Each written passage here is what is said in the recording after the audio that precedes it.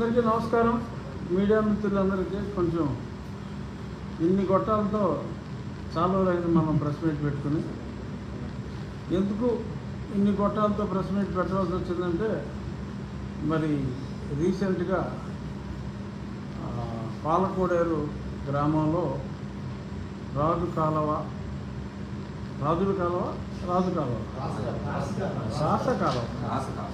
ఆ రాస కాలువ మీద ఉన్న ఆక్రమణల వలన అక్కడ కోడవిల్లి అనే గ్రామంలో వాళ్ళు వాటర్ శాంపుల్స్ అన్నీ తీసుకుని వచ్చి వాళ్ళు చూపెట్టిన శాంపుల్స్ కరెక్టా కాదా అని నేను కూడా ప్రత్యేకంగా వేరే మనుషుల్ని పంపి వాళ్ళ చెరువులోకి వెళ్ళే వాళ్ళ మంచినీటి చెరువులోకి ఈ కాలువ ద్వారా వెళ్ళే నీళ్ళని పరీక్షిస్తే అతి దారుణంగా ఆ వాటర్ క్వాలిటీ అనాలిసిస్ అనేది వచ్చింది.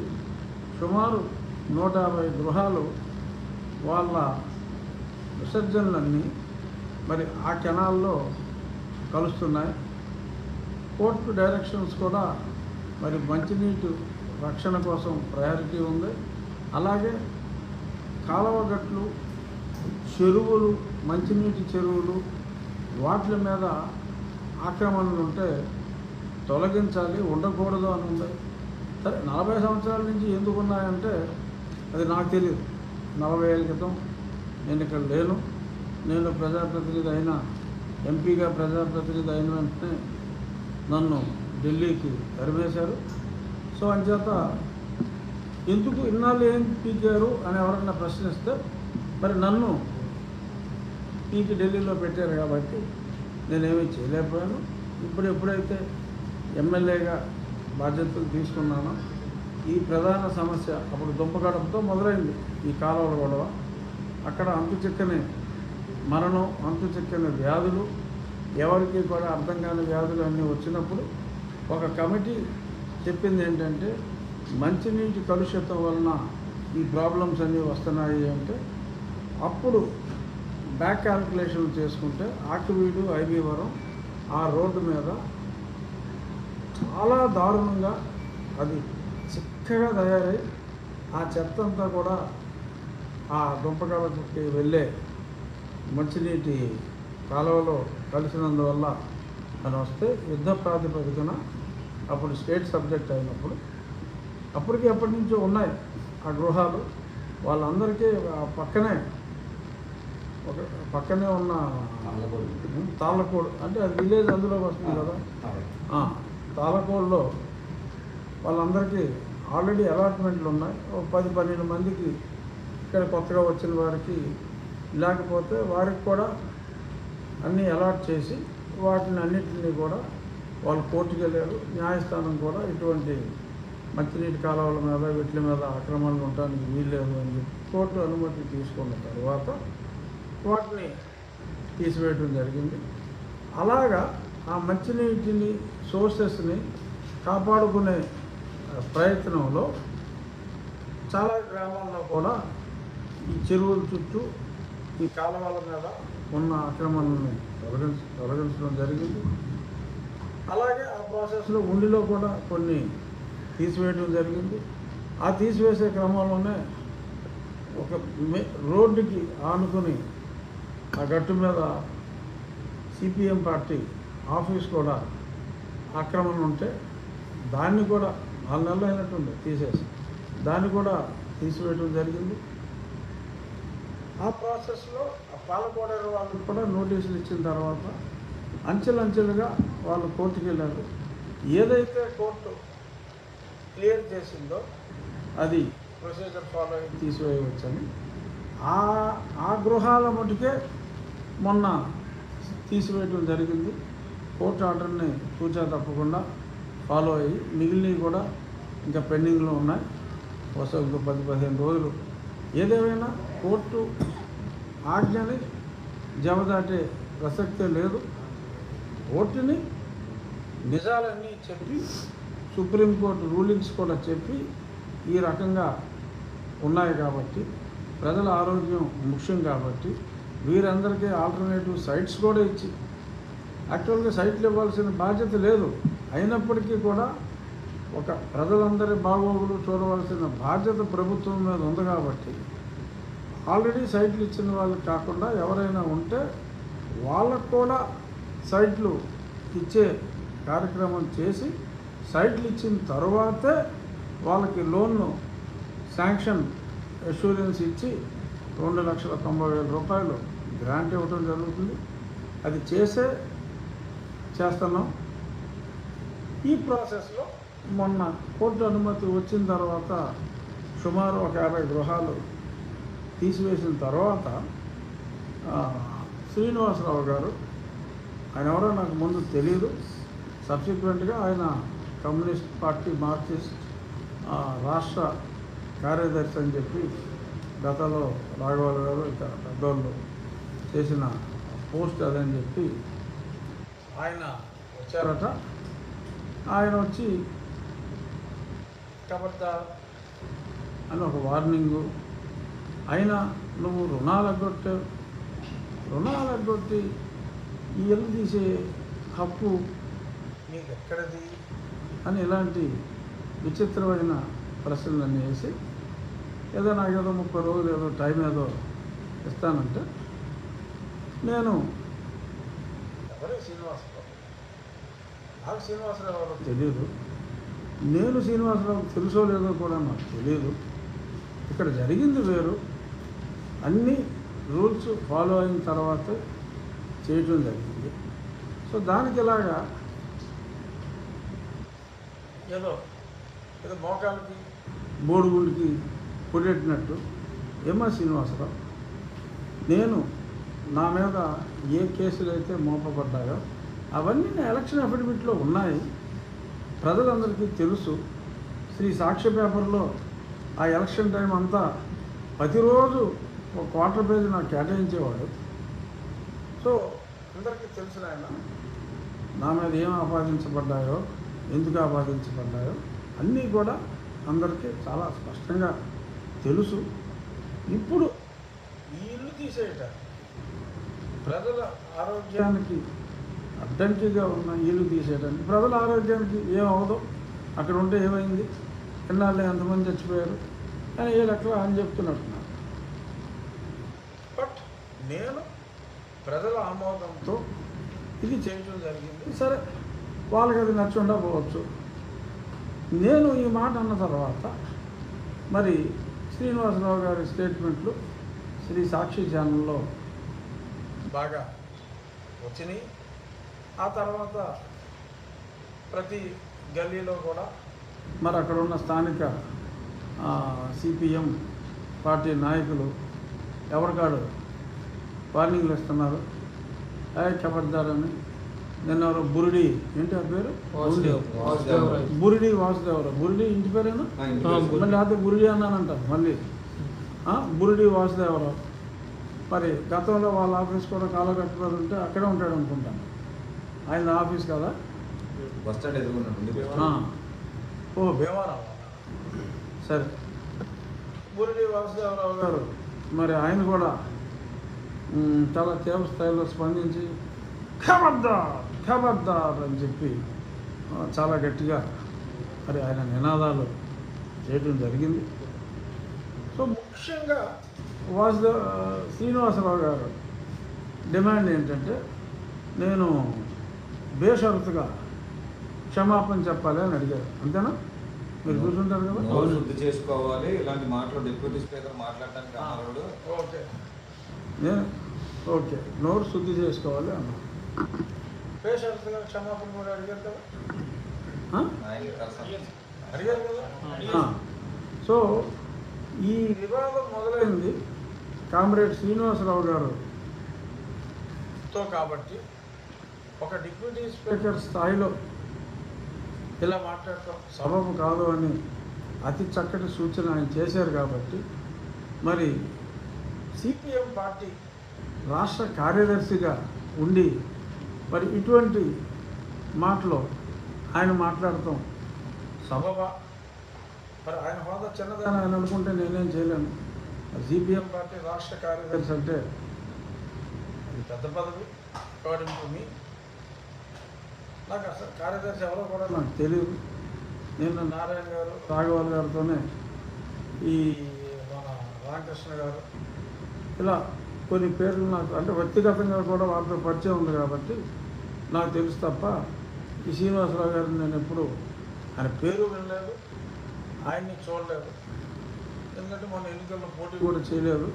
ఆయన పోటీ చేశారా తెలియదు, ఎక్కడ పేరు కూడా వినలా. సో నాకు తెలియదు కాబట్టి ఎవరో శ్రీనివాసరావు మా లోకల్ శ్రీనివాసరావే అనుకుని ఆ లోకల్లో రవికుమారు చాలామంది మాట్లాడుతూ ఉంటారు కదా, నేను అలా అనుకుని ఏంటి ఇంత మాట అన్నాడు ఆయన అని చెప్పి ఎవరయ్యా శ్రీనివాసరావు అని అన్నమాట వాస్తవం.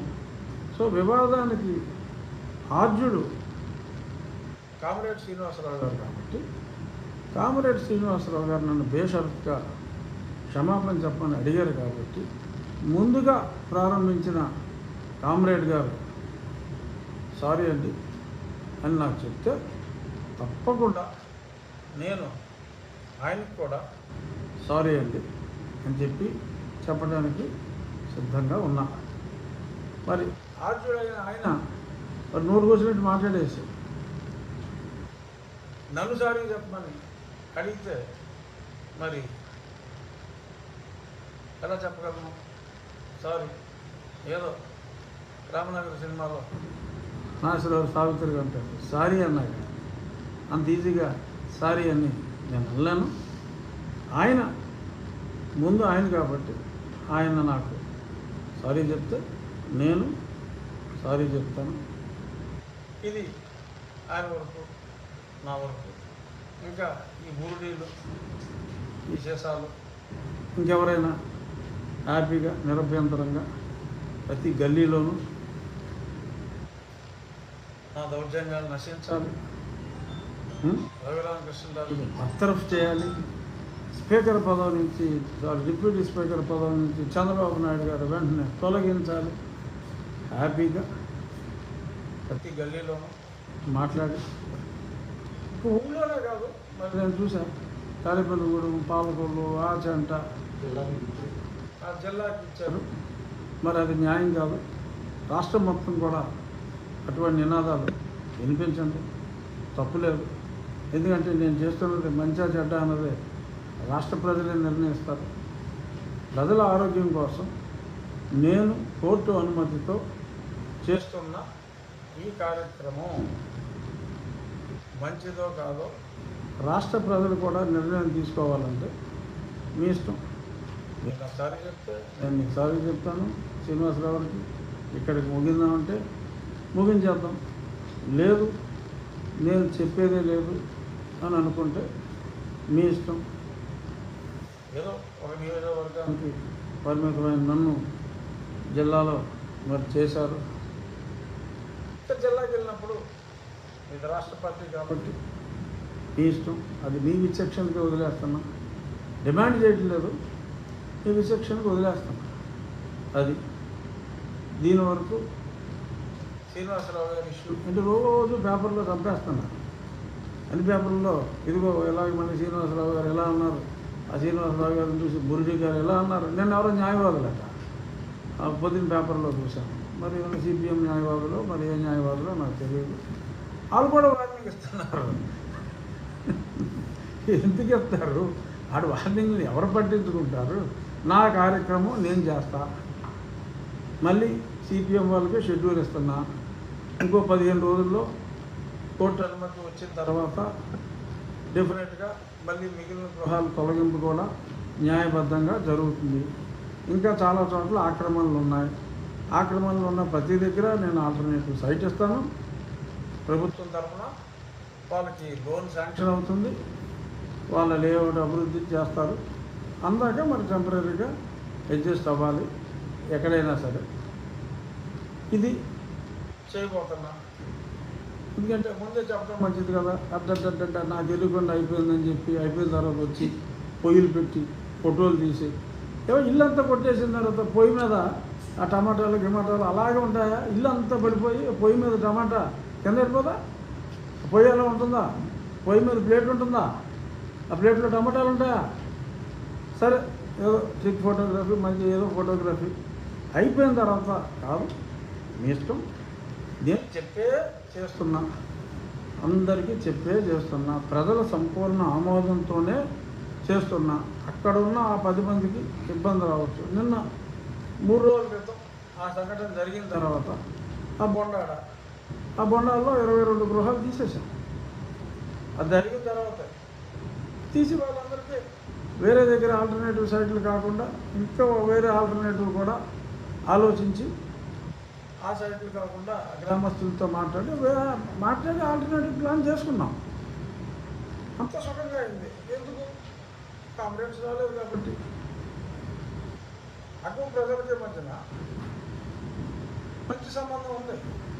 సో దాన్ని మరి ఇలాగా కామ్రేడ్స్ వచ్చేసి వాళ్ళని రెచ్చగొట్టేసి వచ్చిన వాళ్ళకల్లా ఫోటోలు ఇచ్చేసి లాయర్లు వస్తారు, మళ్ళీ ఏదైనా ఫోటో పేపర్లో మహిళలు లాయర్లకు హామీ నా దమ్మనకాండని అరికడతారట. రండి నా దగ్గరికి రండి, వాళ్ళ దగ్గరికి ఫోటోలు నా దగ్గరికి ఫోటోలు రండి, నేను చేస్తాను. నేనేం చాటుగా చేయట్లేదు వ్యవహారం. కోర్టుకి వెళ్ళి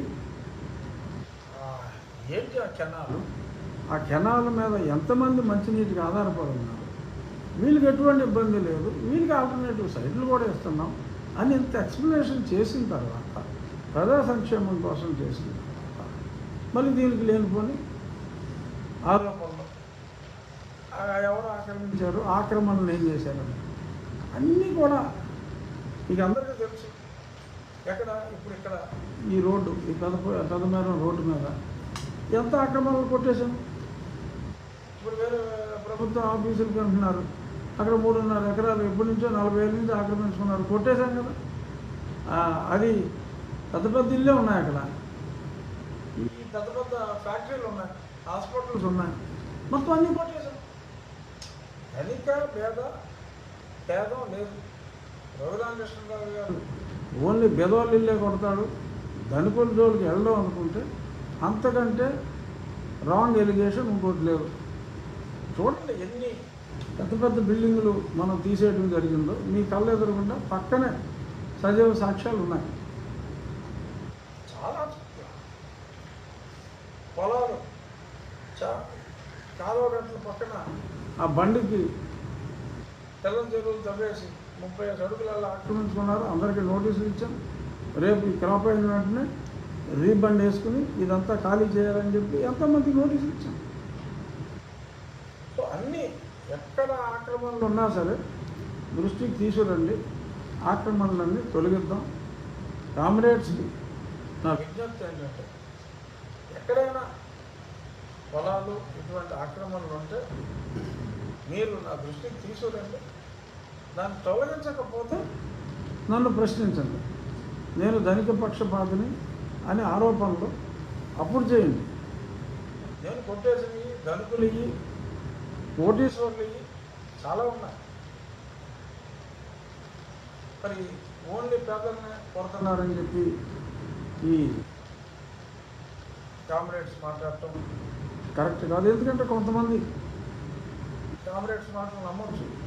సో కాబట్టి ఓపెన్గా నేను పబ్లిక్కి సందేశం అనుకోండి, సమాచారం అనుకోండి, మీ ద్వారా మీడియా మిత్రుల ద్వారా పబ్లిక్కి నేను తెలియజేస్తున్నా. ఇంకేమైనా ప్రశ్నలు ఉంటాడు? ప్రజాశక్తి మార్కింగ్ ఇచ్చారు సార్. ఇక్కడి నుంచి బండాడ ఉత్కాలం నుంచి రాగిచ్చారు. అది మొత్తం తొలగించారు, 22 తొలగించారు. ఇంకా 30 ఎన్నో ఉన్నాయి, అవి తొలగించలేదు సార్.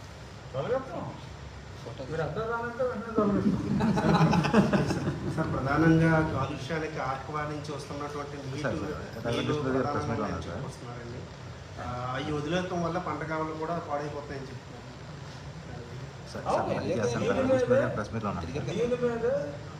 అందరికీ పబ్లిక్గా మొన్న ఆక్వా మీటింగ్ అయింది. ఆక్వా మీటింగ్లో రైతులందరికీ ఆ రైతు సమస్యల గురించి మాట్లాడినప్పుడు కూడా రైతుల వలన ప్రజలకు వచ్చే సమస్యలు కూడా నేను ఆ రోజు మీటింగ్లో చాలా స్పష్టంగా మాట్లాడాను. మన భేదం లేదు, అన్నీ కొట్టేస్తానని కూడా చెప్పాను చాలా స్పష్టంగా. ఖచ్చితంగా ఒక్క నీటి చుక్క కూడా డ్రైన్కే వెళ్ళాలి తప్ప హార్వెస్ట్ అయిన తర్వాత పంట కాలంలోకి వస్తే క్షమించేది లేదు, వాళ్ళ లైసెన్స్ క్యాన్సిల్ చేయడం జరుగుతుంది అని స్పష్టంగా చెప్పాం. అందరికీ నోటీసులు ఇచ్చాం. ఇచ్చిన తర్వాత ఒక 2 చోట్ల కంప్లైంట్లు వస్తే అది మా కింద వాళ్ళు తెలియజేశారు అని చెప్పి అన్నప్పుడు నేను వాళ్ళకి ముందు ఆ గ్రామంలో దేవాలయాలు ఉంటాయి, సరేనయ్యా ప్రస్తుతానికి మొదటి తప్పు లాస్ట్ తప్పు ఇది, ఆ దేవాలయానికి డొనేషన్ ఇచ్చుకోండి లేదా ఊరికి ఇవ్వండి అని ఇద్దరికి 25,000 కట్టమని చెప్పాం. ఖచ్చితంగా ఆ రోజు నుంచి ఆగిపోయింది. ఎందుకంటే టాక్ వెళ్తుంది కదా, ఇది కలిపితే ఊరుకోర్రా బాబు అని టాక్ వెళ్తుంది. అలాగే ఇప్పుడు కాలువల మీద చెత్త వదులుతున్నారు, సగం పంచాయతీలో వదులుతున్నారు. 99% ఆగిపోయింది. ఎవడన్నా ఉంటే ఆ పంచాయతీ సెక్రటరీని డిస్మిస్ చేస్తామని చెప్పడం జరిగింది ఉద్యోగం నుంచి. ఏది ఆ పంచాయతీ కూడా తీసుకెళ్ళి పక్క పంచాయతీలోనో ఈ పంచాయతీ వారంలో కాలగట్టి నేసేస్తున్నాడు. నేను మాగంటి బాబు గారు ఫోన్ చేశాను. ఆయన ఏదో ఈ రోడ్డు మీద వెళ్తున్నాను, అర్థం తిప్పి ఏదో అయిపోతున్నాను. ఆ వెంటనే పక్కన ఉన్నాడు, ఆగరా బాబు ఇది ఉండి ఎవడో ఫోటో తీసాడంటే 1000 కలెక్ట్ చేస్తాడైనా అని చెప్పండి. స్ట్రిక్ట్గా పెట్టాం. ఇదే ప్రజలకు ఆ మాత్రం హక్కు లేదని కాంప్లైంట్స్ గొడవ చేస్తే నేనేం చేయను?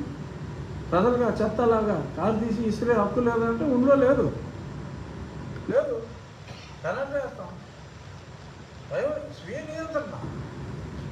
ఏ చట్టం ప్రకారం వేసామంటే ఏదో చట్టం ప్రకారం వేసాం. నీ పరిసరాన్ని నువ్వు బాగు చేసుకోవాలి. 90% కంట్రోల్ అయింది. ఇప్పుడు కాలువగట్ల మీద ఎవరో చెత్త ఇట్లా గొప్ప కాలువలో కనపడతాయండి. శ్రీనివాసరావు గారు కానీ బలరాం గారు ప్రెస్ మీట్లో మాట్లాడిన సందర్భంగా ఆక్ఫైకి గురైంది ఏదో టీఎస్ఆర్ నగర్ అన్నాము, వెనకాల ఆక్రమించుకున్నారు కొంతమంది. దాని గురించి అది నేను బలరాం గారికి కూడా ఫోన్ చేశాను, అది కూడా పరిశీలిస్తానండి. ఇప్పుడు ప్రస్తుతం ఇది అడ్డంగా ఉన్నది తీసాం. ఇప్పుడు దీంతో పాటు సపోజ్ ఏదైనా సరే ఆక్రమించుకున్నారు, వాళ్ళ పొలానికి అడ్డంగా ఇల్లేసేస్తాం. పొలం వాళ్ళకి కూడా పొలం వెళ్ళడానికి దారి లేదు. మన మండలంలో కూడా తీసిన దగ్గర ఎవడో ఒకడు పొలం ఆక్రమించేస్తే పొలం వెళ్ళడానికి దారి కోసం ఆ ఆక్రమణదారుడికి 5 లక్షలు ఇచ్చి ఆక్రమణ తొలగించుకుని మళ్ళీ ఇంకెవడో ఆక్రమించుకోకుండా దారి వేసుకున్నాడు. అలా ఉంది పరిస్థితి. పబ్లిక్ ప్రాపర్టీ రోడ్లు ఆక్యుపై చేసేసి మళ్ళీ వెనకాల ఉన్న ప్రాపర్టీ వాడికి అమ్మేస్తున్నారు. ఇది గ్రౌండ్ రియాలిటీ, అందరికీ తెలిసిందే. ఇది అమ్ముతారంటే మరి అలాంటి ఆపద్దా? ఇప్పుడు ఆ వెనకాల ఇంకోటి మళ్ళీ పాకేసి మళ్ళీ డబ్బులు అడుగుతాడేమో అని చెప్పి ఎవరో పాకేయకుండా వ్యవసాయం చేస్తున్నాడు. ఇప్పుడు అవన్నీ కూడా తీసేసి ఆ వ్యవసాయం ఒక 20 అడుగులు వ్యవసాయం చేస్తే ఆ 20 అడుగులు ఈ తీసేసిన 20 అడుగులు ఈ 40 అడుగులని కూడా నీట్గా ఒక పార్కో ఏదో కలుషితం అవ్వకూడదు. అది మన పాయింట్. ఆ కాలువలు కలుషితం అవ్వకూడదు.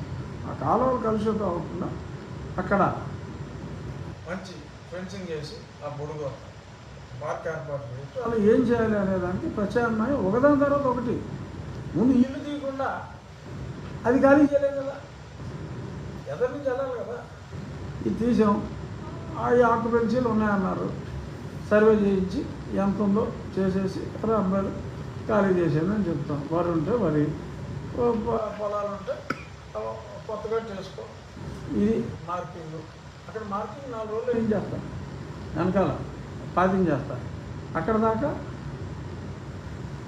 కంట్రోల్లోకి తీసేసుకోవటం, అది ప్రభుత్వం ప్రాపర్టీ కింద ఉంటుంది. రైతుల్ని అలౌ చేయదు ఆక్యుపెన్సీ ప్రభుత్వంగా. ఇది అలౌ చేయదు. ఇది మీరు మీడియా వాళ్ళందరూ ఉన్నారు, పాజిటివ్ డిసిషన్ చేయండి. నువ్వు అడిగవచ్చు అంటే అడిగవచ్చు. అదే ఇంకొకటి అడిగితే విజయ్ కుమార్ లాఫర్ గారు అడిగితే ఇదిగో ఆ భూమిలో నువ్వు వాటా తీసేసుకున్నావు, లేదా ఆ భూమి అంతా ఎమ్మెల్యే ద్వారపాలకులు రాన్ చేసుకున్నాడు అని 100% అవుతాడు. చూడకుండా తిరిగా స్వాతంత్రం అంటే 100% రాస్తే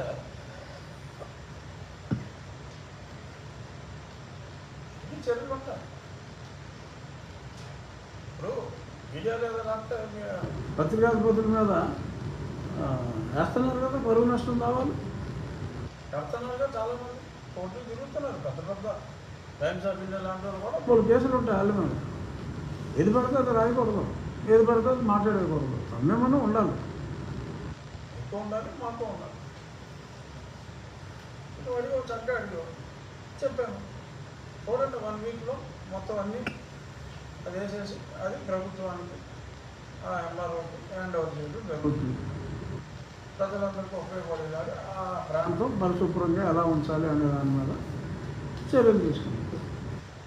ఏ ఒక్కరికి ధనిక భేద తేడా అయితే నాకు ఏమాత్రం లేదు. రూల్స్ వరకు వచ్చేటప్పటికి పారిశుద్ధ్యం, ప్రభుత్వ భూముల ఆక్రమణ వరకు వచ్చేటప్పుడు అరే వీటి గురించే మాట్లాడతాను తప్ప శ్రీనివాసరావు గురించి మాట్లాడదు తప్ప మరి నాకు ఎప్పుడు ఒక కితాబ్ ఇవ్వలేదు. నేను ఇన్ని కాలంలో బాగు చేయించాను. ఆ మొత్తం 65 గ్రామాలకి మైక్రో ఫిల్టర్లో పెట్టిస్తున్నాం. సగం ఊర్లు అని ప్రతి 3 రోజులకి 4 రోజులకి ఒకటి ఓపెన్ చేస్తున్నాం. ప్రజలందరూ హ్యాపీగా ఉన్నారు.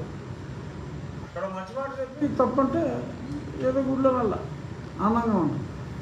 చేసిన మంచి గురించి ఏ కామరేడు మాట్లాడతా వాళ్ళకి తప్పనిపిస్తే మటుకు మీడియాకి వచ్చేసి నోరు కోసినట్టు మాట్లాడేస్తారా?